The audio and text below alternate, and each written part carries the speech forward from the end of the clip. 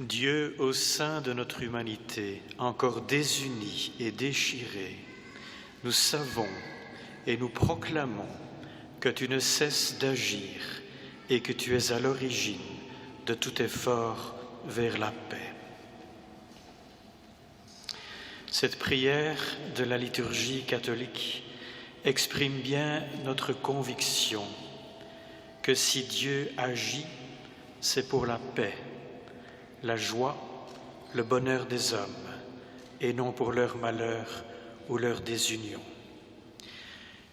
Aujourd'hui, c'est le Dieu des vivants qui nous a rassemblés, le Dieu de la paix, le Dieu tout miséricordieux.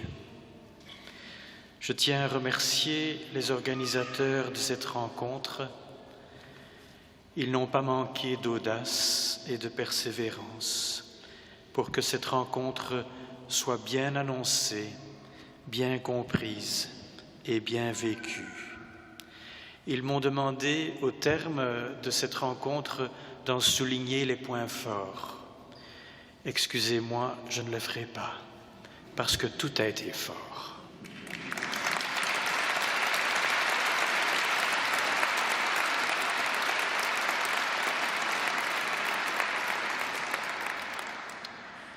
Ils m'ont aussi demandé d'ouvrir une perspective pour l'avenir. Bruxelles, notre ville, la ville dont j'ai la chance d'être évêque auxiliaire, Bruxelles, a récemment été endeuillée par des attentats lâches et meurtriers. Ils ont curieusement eu lieu pendant ce qui est pour les chrétiens d'Occident la Sainte Semaine. C'est la première fois qu'une telle violence se déployait dans nos quartiers. Une première dont on aurait bien voulu se passer, mais qui nous rapproche de ces villes où la violence aveugle est hélas devenue quotidienne.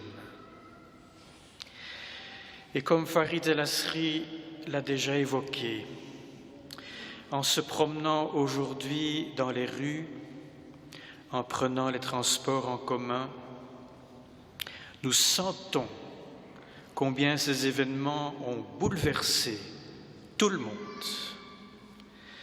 Il y a des sentiments diffus, très perceptibles. Il y a bien de la gêne, aussi entre nous. Et tout cela reste difficile à exprimer parce que d'abord difficile à décrypter, à expliquer, si c'était possible. Alors, quelle réponse donner? Aujourd'hui, une réponse a été donnée. Lorsque nous nous rassemblons, musulmans et chrétiens, autour de Marie, nous nous laissons inspirer par elle. Et c'est ce qui a été fait. Et au risque de répéter ce qui a déjà été dit, je voudrais souligner 3 inspirations. La première, c'est la présence. Il nous revient, à nous croyants, d'être présents, même à ces réalités-là, à ces tragédies. Ne pas les fuir, ne pas les nier, ne pas se forcer à oublier. Non, être là. D'autres l'ont dit, à l'instar de Marie, présente en silence, presque sans mots, auprès de ceux qui aujourd'hui sont cloués sur la croix. Nous n'avons pas grand-chose à dire, rien même, mais avec Marie, nous restons debout. Nous demeurons en état de veille au nom de l'humanité qui souffre. Nous demeurons avec Marie en communion avec cette ville, avec tous ses habitants et avec la peine de chacun. Avec Marie, restez présents. Il y a ensuite ce mot tant entendu cet après-midi, la confiance. Musulmans et chrétiens vivent de leur foi et de leur confiance en celui qu'ils confessent comme leur créateur, créateur du ciel et de la terre, de ce qui est si beau, de ce qui est tof, comme on dit en hébreu et en bruxellois, de ce qui est si beau. Nos convictions à chacun engendrent notre confiance et notre espérance. Notre confiance non seulement en notre Créateur, mais aussi notre confiance en la personne humaine, envers et contre tout. Nous essayons d'être témoins avec Marie de cette confiance irréductible en la personne humaine. Marie a été pour nous ce modèle de confiance et à l'occasion d'abandon. Bien des choses lui restaient obscures et incompréhensibles, mais elle gardait confiance. Alors avec Marie, gardons confiance.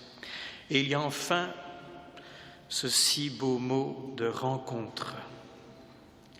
Chrétiens ou musulmans, nous avons chacun à faire nos propres remises en question. Et mettons les questions au pluriel. Dans un monde sécularisé, ce n'est pas évident d'être croyant et de dire en vérité « oui, je crois ». Dans le contexte de notre pays où certains essayent de reléguer la foi dans un espace soi-disant privé, nous devons continuer à nous rencontrer, à nous connaître, à nous apprivoiser et pourquoi pas à nous aimer. Avec l'humilité de Marie et avec son courage, car elle a été modèle de rencontre avec l'ange, avec sa cousine Élisabeth, avec les apôtres en désarroi. Avec Marie, désirons la rencontre et vivons-la. Oui, telle est peut-être la perspective que je voudrais ouvrir au terme de cette première et pas dernière rencontre ensemble avec Marie. Que nous restions en tant que croyants présents aux souffrances de cette cité, que nous gardions ensemble confiance en Dieu mais aussi en l'homme et que nous puissions continuer à désirer, nous rencontrer et nous connaître. Que par sa prière à elle, Marie continue à nous accompagner et à nous guider. Merci.